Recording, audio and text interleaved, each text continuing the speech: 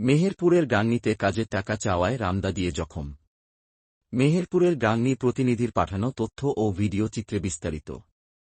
মেহেরপুরের গাংনী উপজেলার মাইলমারিতে কাজের টাকা চাইতে যাওয়ায় ক্ষমতার দাপট দেখিয়ে প্রভাবশালী বিএনপি নেতা কর্তৃক জখমের শিকার হয়েছে উপজেলার মাইলমারি গ্রামের শাহরুল নামের এক যুবক ও তার চাচা বলে জানা গেছে।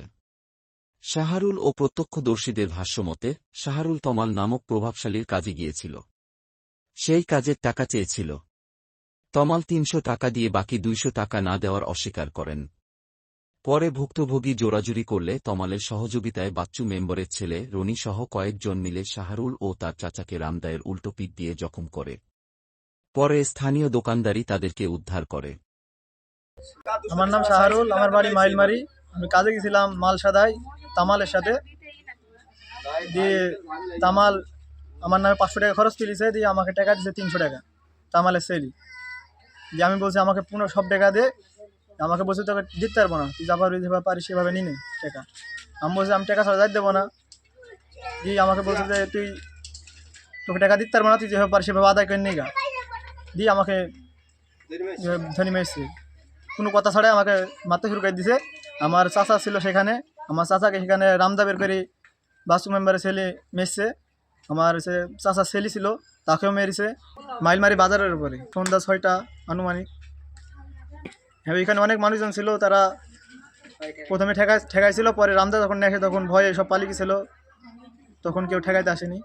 ঠেকিছে দোকানদার আলমামুন, তারপরে ওইখানে গোডাউন চালায় হালিম, তারপরে ওইখানে আরও অনেক দোকানদার ছিল, তারা ঠেকিছে এসি প্রথমে।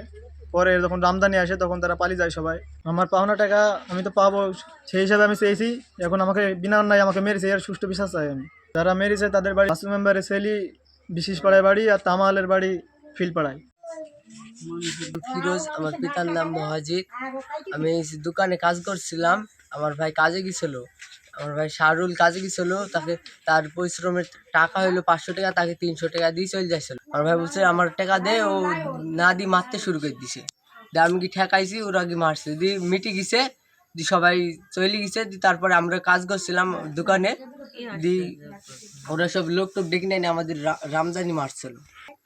ওই মেম্বারের ছেলে, বাস মেম্বারের ছেলে রনি, তারপরে তামালের ছেলে নয়ন, আর বাজারের মানুষ ঠেকাইছিল যে রামদানি বার করি আমাদের মারছিল। সেমন সব মানুষ পালিয়ে গেছিল। রামদাদি উল্টো পিঠ দিয়ে আমাদের মারছে, আর তামাল হইলো আমাকে যে বাতা দিয়ে মারছে, নড়িমড়ি সব নিয়ে আইছিল মারতে। আমার নব্বা শারজুলকে মারছিল, মানুষে ঠেকাইছিল না, সব পালিয়ে গেছিল। রামদা যখন বার করি আমাদের যখন মারছিল, রামদা বার করেছিল হলো বাসু মেম্বারের ছেলে রনি। রামদানি মারছে হলো আমার নব্বাকে। রামদানি চলে এসে কোনো কথা নাই, ডাইরেক্ট মারছিল আমাদের ৪-৫ জন লোক, আর রামদানি এসে আমাদের মারছিল। হাতে রামদা ছিল, নটি ছিল, ইট ছিল।